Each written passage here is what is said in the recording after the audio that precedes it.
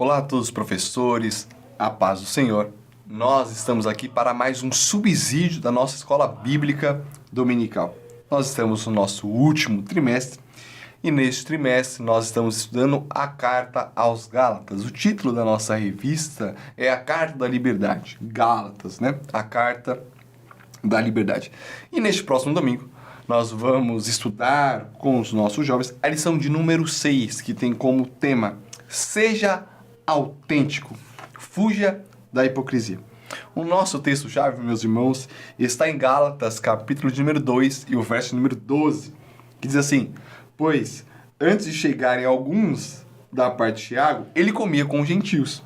Quando, porém, eles chegaram, afastou-se e separou-se dos gentios, temendo os que eram da circuncisão. Bom, meus irmãos, como de costume, a nossa lição tem 3 objetivos. E o primeiro é que nós precisamos reconhecer qual foi o erro do apóstolo Pedro. Essa lição tem como objetivo reconhecer qual foi o erro do apóstolo Pedro. Segundo, compreender que devemos fugir da hipocrisia. E terceiro, encorajar os nossos jovens para uma vida cristã autêntica. A nossa leitura bíblica se encontra em Gálatas, capítulo de número 2, dos versos 11 até o 13. Eu vou estar lendo aqui, é rápida a leitura. Quando, porém, Pedro veio a Antioquia, enfrentei-o face a face, por sua atitude condenável. Pois antes de chegarem alguns da parte de Tiago, ele comia com os gentios. Quando, porém, eles chegaram, afastou-se e separou-se dos gentios, temendo-os, os que eram da circuncisão. Os demais judeus também se uniram a ele nessa hipocrisia, de modo que até Barnabé se deixou levar. Então nós estamos aqui no trecho autobiográfico do apóstolo Paulo, na parte da carta aos Gálatas, onde Paulo narra acontecimentos da sua vida. Nós vimos então na lição de número 4, Paulo narrando o seu chamado, como que foi o seu chamado, como que era a vida dele antes de ter um encontro com Cristo Jesus. Aí na lição de número 5, nós vimos um encontro com os apóstolos de Jerusalém, lá em Jerusalém. E nós vimos que este encontro, esta reunião foi fundamental para a unidade da igreja. Porque neste encontro, os apóstolos se uniram e concordaram um com os outros, certo? Os apóstolos de Jerusalém estenderam a mão a Paulo. Isso como sinal de comunhão, como sinal de fraternidade. Então este encontro foi fundamental para a unidade da igreja. Agora, Paulo continua a narrar um acontecimento de sua vida e ele vai narrar um outro encontro que ele teve com o apóstolo Pedro. Só que agora não mais em Jerusalém, mas agora em Antioquia. E este encontro é interessante, porque se no primeiro encontro do apóstolo Paulo com Pedro, o primeiro encontro foi um encontro de comunhão e de união, neste encontro agora narrado, a partir do verso 11, não foi bem isso que aconteceu. Nós vemos o oposto. Houve um enfrentamento, na verdade. No encontro passado, Paulo e Pedro, mãos estendidas. Neste encontro agora, a partir do verso 11, face a face, enfrentamento. Então, este trecho aqui é importantíssimo, porque nós vamos ver então que 2 apóstolos, Paulo e Pedro, se enfrentam face a face. Há então um conflito entre estes 2 apóstolos. E nessa aula nós vamos ver o porquê deste conflito e nós vamos tirar lições deste conflito do apóstolo Paulo e o apóstolo Pedro. E qual foi o motivo deste confronto, deste conflito entre o apóstolo Paulo e o apóstolo Pedro? Paulo vai narrar, lembrando que Paulo está aqui escrevendo para a igreja da Galácia, certo, meus irmãos? Então Paulo vai narrar que Pedro vai até Antioquia. E quando Pedro está sozinho lá em Antioquia, Pedro come com os gentios, se assenta à mesa com os gentios, com os irmãos gentios, com os irmãos que aceitaram as boas novas pregadas pelo apóstolo Paulo e se torna cristão, e se torna parte do povo de Deus. E Pedro quando chega em Antioquia, recebe os irmãos gentios, come a mesa com eles, quer dizer, tem comunhão com eles. Por quê? Porque Pedro já havia sido liberto do preconceito judaico para com os gentios. Porque lá em Atos, deixa eu pegar aqui a referência, Atos 10, do verso 1 até o verso 48, nós vamos ver que o próprio Deus fala para Pedro, dá uma visão para Pedro. E qual é essa visão? Que é para Pedro ir até um lugar e pregar para gentios. E aí, a visão é que Deus mostra lá alguns animais e fala para Pedro pegar e comer, e Pedro ele fica resistente a isso, e aí Deus dá uma palavra para ele: Pedro, não torna impuro aquilo que eu tornei puro. Qual é a mensagem de Deus para Pedro? Pedro, aquelas pessoas que você acha que são impuras, os gentios que não merecem, eu os purifiquei. Então Pedro já tinha tido este encontro, já tinha sido liberto do seu preconceito. Então quando Pedro chega em Antioquia, para ele é normal os irmãos gentios fazerem parte do povo de Deus e ele ter comunhão com estes irmãos. Tudo ok. O problema é que quando chega aqueles que são enviados de Tiago, ou seja, pessoas, irmãos judeus mesmo, lá de Jerusalém, alguns irmãos lá de Jerusalém, judeus mesmos, chegam a Antioquia, a atitude de Pedro então se torna outra. Pedro muda o seu comportamento. Pedro para de se assentar à mesa com os gentios. Pedro para de ter comunhão com os gentios. Por quê? Porque os judeus chegaram. Porque alguns irmãos da parte de Tiago, de Jerusalém, chegaram até Antioquia. E aí a atitude de Pedro muda por causa disso. Pedro passa a não ter mais comunhão, passa a não ter mais se assentar à mesa com os gentios por causa disso. Paulo, quando vê esta atitude, percebe que esta é uma atitude condenável. Paulo, então, enfrenta face a face, porque Paulo vê que Pedro não está andando de acordo com o Evangelho. Pedro sabia que o Evangelho de Jesus Cristo, a boa nova de Jesus Cristo, não era apenas para os judeus, mas também era para os gentios. Ou seja, todos ali de Antioquia faziam parte da família de Deus. Não era apenas só os judeus. Então por que Pedro? Por que Pedro parou de ter comunhão com os outros irmãos? Sendo que tanto gentios, tanto judeus faziam parte agora da família de Deus. Esta era o questionamento do apóstolo Paulo. E Paulo enfrenta Pedro face a face por causa disso. Porque Pedro está deixando o verdadeiro evangelho por causa dos irmãos judeus. E aí então, Pedro precisa ser repreendido pelo apóstolo Paulo.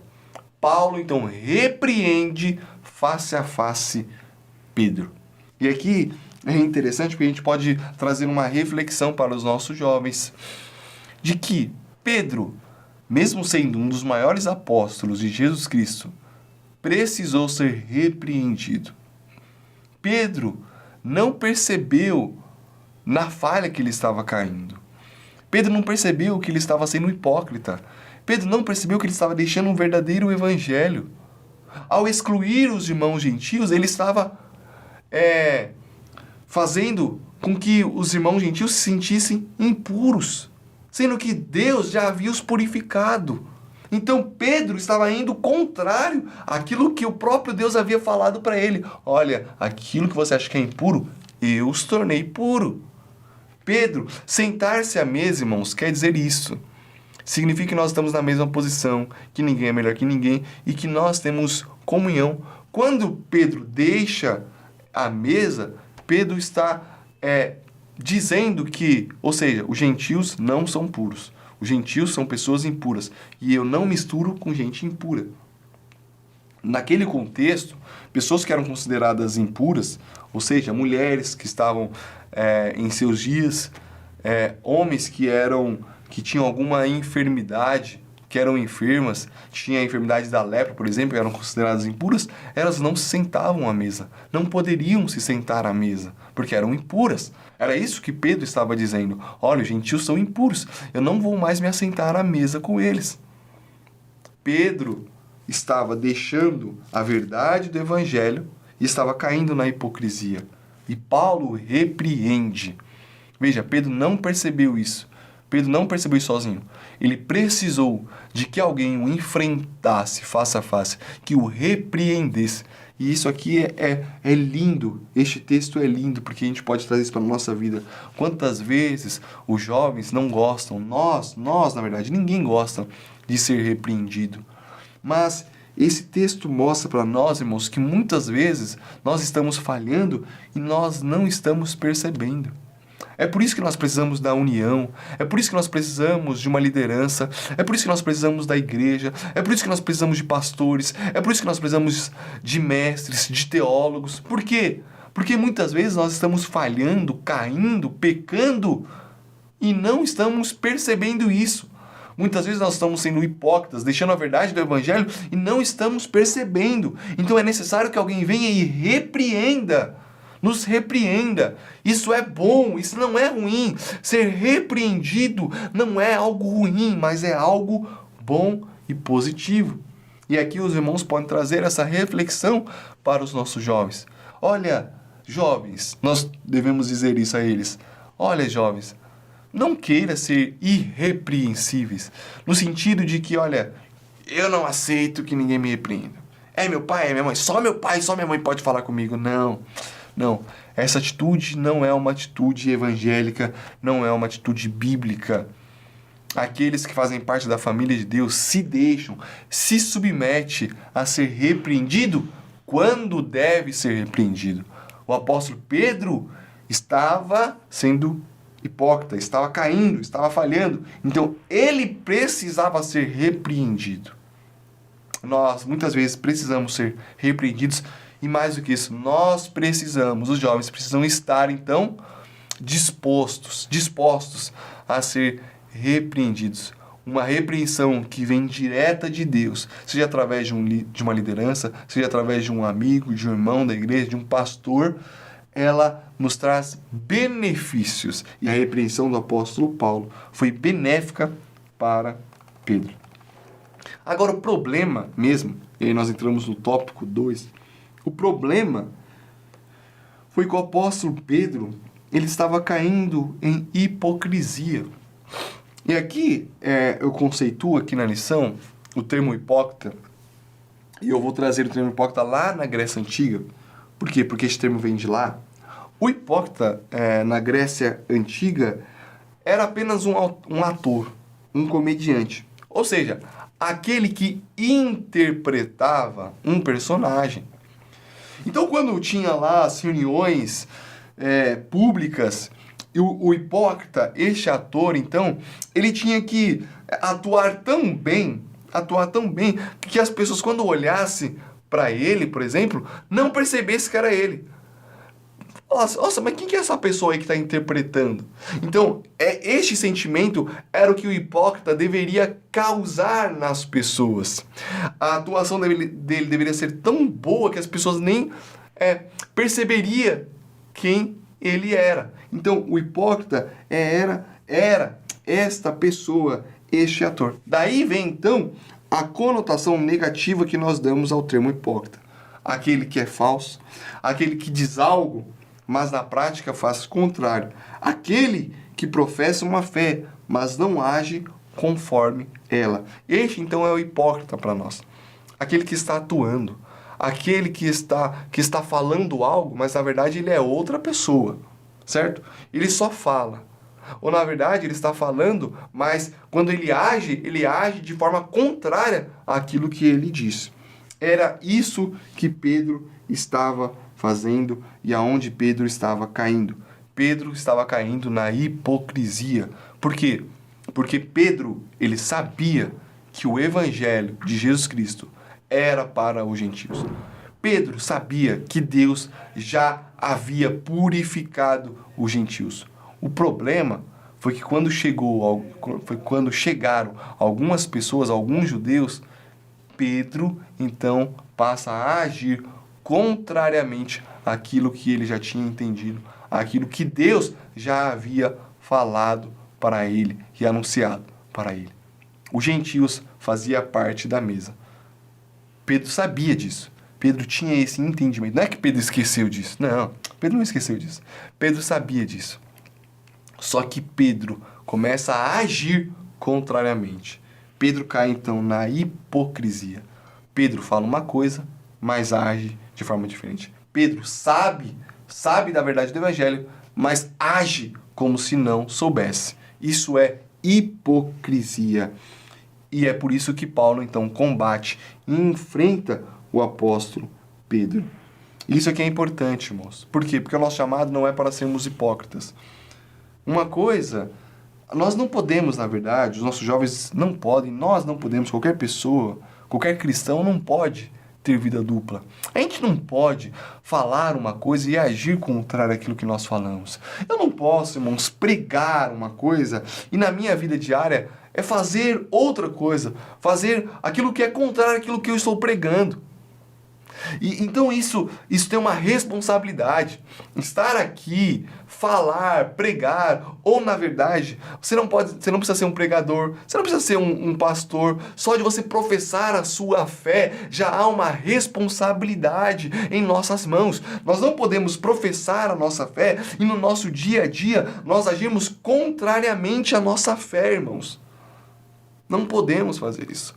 Senão nós vamos cair como Pedro, na hipocrisia.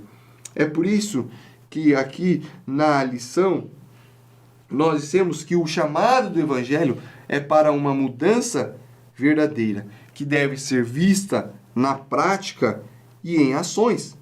Como afirma o teólogo Packer aqui que eu coloquei, a simples crença, isto é, a concordância com a fé, não é fé.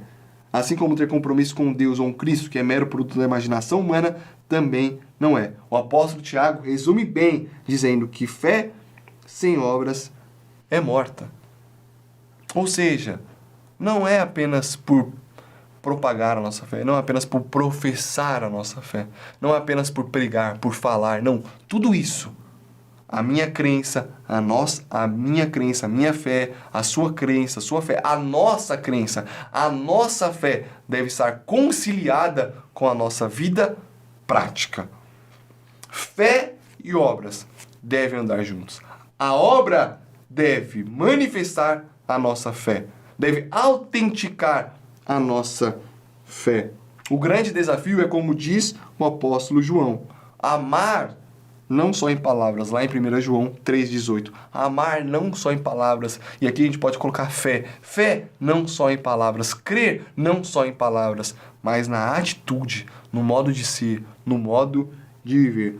As nossas palavras devem expressar a nossa maneira de agir e o nosso viver deve autenticar aquilo que pregamos. Então, que nós possamos fugir da hipocrisia, que nós possamos lutar para agir e viver conforme a nossa fé, conforme aquilo que nós professamos. E aí nós entramos então no tópico 3, que é não tenha medo.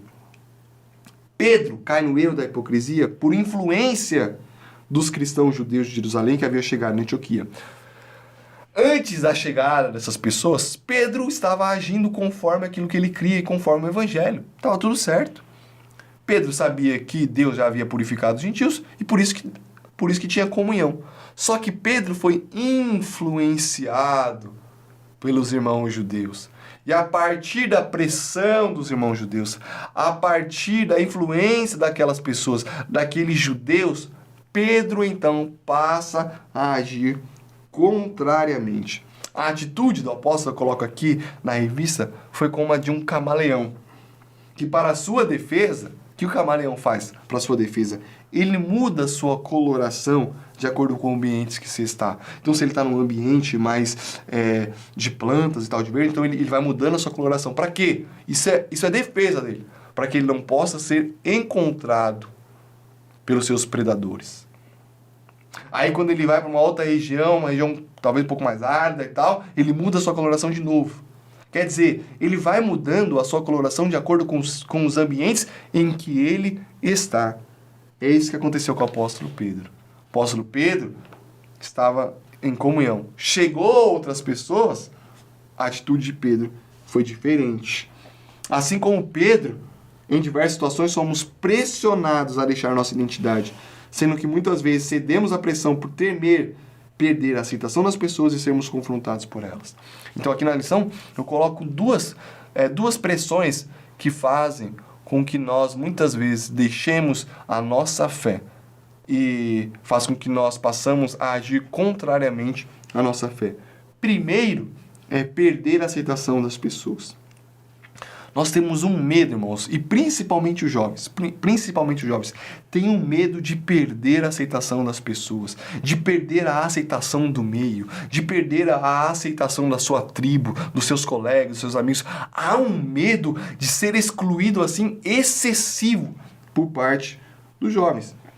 E o problema é que quando somos tentados a trocar aquilo que somos, a nossa fé por essa aprovação. Aí que começa o problema. Quando os jovens são tentados a deixar a sua fé, aquilo que eles acreditam, aquilo que eles tiveram, aquilo que eles receberam do próprio Deus, quando eles começam a ser tentados a deixar isso para ser aprovados pelas pessoas. E é isso que acontece mesmo no ambiente, principalmente escolar, de faculdade e do ambiente de trabalho. Nós somos tentados e pressionados a negarmos a nossa fé para nós fazermos parte do clube. E aí, às vezes, nós realmente negamos aquilo que nós acreditamos para fazer parte do clube, para não ser considerado careta, para não ser considerado crente chato. E aí a gente vai deixando. Aquilo que a gente acreditava, a gente vai deixando a nossa identidade, vai deixando a nossa fé, por temer perder a aceitação das pessoas. Além disso, além de ter um medo de perder a aceitação das pessoas, hoje nós temos medo da cultura do cancelamento. O que é a cultura do cancelamento? É você ser excluído por causa da sua fé, por causa das suas convicções. Nós vimos e nós vemos muitas pessoas hoje em dia sendo canceladas, principalmente no ambiente virtual, por causa da fé delas. Nós temos um exemplo este ano. Eu não lembro agora qual foi a cantora, não sei se foi a Bruna Carla, não sei. Mas ela foi num podcast e tal, e aí ela falou que ela não... ela contou um caso onde ela não aceitou cantar no casamento de um amigo por ela não concordar com a vida que ele levava. Pronto. Ela foi extremamente cancelada pelas pessoas por causa da sua fé, por causa da sua convicção. E aí... essa cultura do cancelamento faz com que os jovens, faz com que nós tenhamos medo de passar por isso. E a gente fica com medo. Então a gente começa a silenciar a nossa fé, as nossas convicções. A gente começa, então, muitas vezes, a deixar a nossa fé para ser aprovado pelas pessoas e também para não ser cancelado pelas pessoas. Mas o apóstolo Paulo está aqui. Este trecho de Gálatas está aqui para fazer com que a gente não entre neste caminho de hipocrisia. Paulo está aqui enfrentando face a face Pedro, como se ele estivesse enfrentando a nós, dizendo a nós, olha, não deixe a sua fé, não perca a sua fé, não troque a sua identidade, a sua fé, por causa da aprovação das pessoas. Ei Pedro, se lembra de que Deus falou para você mesmo, de que ele purificou os gentios. Não troque esta revelação do próprio Deus por causa de algumas pessoas. É isso que ele está dizendo para nós. Esse trecho está dizendo para os nossos jovens isso. Ei, não perca a sua identidade, a revelação. Você teve um encontro com Deus. Não troque isso por causa do medo de perder a aprovação das pessoas e por causa do medo de cancelamento. Que seja cancelado. O que importa é nós sermos aprovados pelo próprio Deus. E segundo, é o medo de ser confrontado pelas pessoas. O apóstolo Pedro, provavelmente ele ficou com medo de ser confrontado. Os judeus chegariam lá em Antioquia e falaram assim, ué Pedro, o que você está comendo com os gentios? O que você está tendo comunhão com os gentios? Eles são impuros, eles não fazem parte da família de Deus, não fazem parte do povo de Deus. Pedro fica com receio e com medo desse confronto, porque ele teria que confrontar, ele teria que falar assim, não, Não, não. Este não é o evangelho. O evangelho que eu recebi de Jesus Cristo é que o reino de Deus e a família de Deus é para todas as pessoas. E Deus purificou os gentios. Seria um confronto. Mas Pedro tem medo de ser confrontado. Pedro tem medo deste confronto. E aí é por isso que aí Pedro passa a cair na hipocrisia, por causa do medo de ser confrontado e por causa do medo deste confronto. No ambiente da escola e principalmente das universidades, somos pressionados a aceitarmos todo tipo de comportamento. Com falso discurso de tolerância e respeito, as pessoas nos pressionam a negar nossa fé e nossa identidade. Estava vendo uma entrevista esta semana de uma menina chamada Júlia de Castro. Ela é uma menina de direita, conservadora, cristã e bolsonarista, né? E ela estuda numa universidade pública, só estou dando um exemplo, irmãos, apenas, tá bom? Pra gente entender. Ela é de uma universidade pública do Rio de Janeiro. E a Universidade Pública do Rio de Janeiro, e ela faz história, na verdade. O curso dela é de humanas e de história. E a Universidade de História pública, nas universidades públicas, é majoritariamente de esquerda, de pessoas de esquerda, que tem um espectro político de esquerda. E ela está no 5º período, e ela passou todo este período na faculdade quieta, calada. Por quê? Porque ela sabia que ela seria confrontada. Só que, nas últimas semanas, descobriram que ela é de direita, que ela é conservadora, que ela votou no Bolsonaro e tudo mais. Isso fez com que ela sofresse ameaças, ela sofresse ataques virtuais. E aí, o que ela fez? Ela, então, expôs isso publicamente. Ela tomou uma atitude. Se eu ficar quieta, olha, ou eu vou ter que deixar a faculdade, ou eu vou ter que deixar de ser quem eu sou. Eu vou ter que negar aquilo que eu sou, a minha identidade. Então, eu vou para cima, eu vou para o confronto. E ela expôs isso publicamente e ela está confrontando a universidade. E ela está pedindo apoio para as pessoas. Mas é isso. O que acontece é que no ambiente da escola, principalmente da universidade, nós somos confrontados. E aí, o que a gente faz? Nós nos calamos, com medo do confronto, com medo a gente fica quietinho. Mas aí nós acabamos, então, negando a nossa fé, negando a nossa identidade. Este trecho aqui é para nós não temermos. Não precisamos ter medo do confronto. Não precisamos. Não precisamos procurar o confronto. Mas nós não devemos negar a nossa fé, mesmo que nós sejamos confrontados. Os apóstolos não negaram a fé e isso custaram a vida deles. Por que nós vamos ter medo de ser confrontados na sociedade? Por que nós vamos ter medo de falar que nós somos cristãos, que nós somos contra o aborto? Por quê? Por quê? Por que nós vamos ter medo? Não precisamos ter medo. Nós precisamos sim de manter a nossa identidade. E aí nós chegamos no último tópico, que é o tema da lição, seja autêntico. O objetivo da lição é isso, é fazer com que os jovens saiam da aula com essa coragem de ser autêntico. Ser autêntico é ser corajoso para manter-se fiel a si mesmo, para manter-se fiel à sua fé, à sua identidade, à nossa fé e à nossa identidade. E aqui nós lembramos de Daniel, nós lembramos do profeta Daniel. Daniel vai até a Babilônia, e lá na Babilônia, capítulo 1 de Daniel, então, tem um cardápio específico, certo? Para todos os jovens ali. E Daniel toma uma decisão. E este versículo é um dos versículos mais lindos da Bíblia. Daniel, capítulo 1, verso 8, fala assim, Daniel vai dizer assim, então decidi. Daniel fez uma decisão. Ele fez uma decisão. Não se contaminar com as iguarias do rei. Mesmo na Babilônia, mesmo fora do seu ambiente, mesmo fora da sua terra, Daniel fez uma decisão. Eu não vou negar a minha fé. Eu vou ser autêntico. E Deus, lá em Daniel 6:28, Deus honra Daniel. Daniel se torna governador, um grande homem. Por quê? Mas porque ele teve uma decisão. Ele decidiu não se contaminar. Ele decidiu manter a sua fé, manter a sua identidade. E esse é o convite para nós. mantermos a nossa fé, mantermos a nossa identidade, mesmo sendo pressionado, mesmo vivendo em um mundo que nos pressiona, que está a todo momento nos pressionando, querendo que a gente negue a nossa fé. Não vamos negar, que nós possamos tomar a mesma decisão de Daniel, não ceder às pressões alheias. Bom, meus irmãos, esta foi então um subsídio para a nossa aula de número 6. Eu espero que esse subsídio te ajude na preparação da sua aula e que Deus possa te usar grandemente no próximo domingo. Que Deus te abençoe.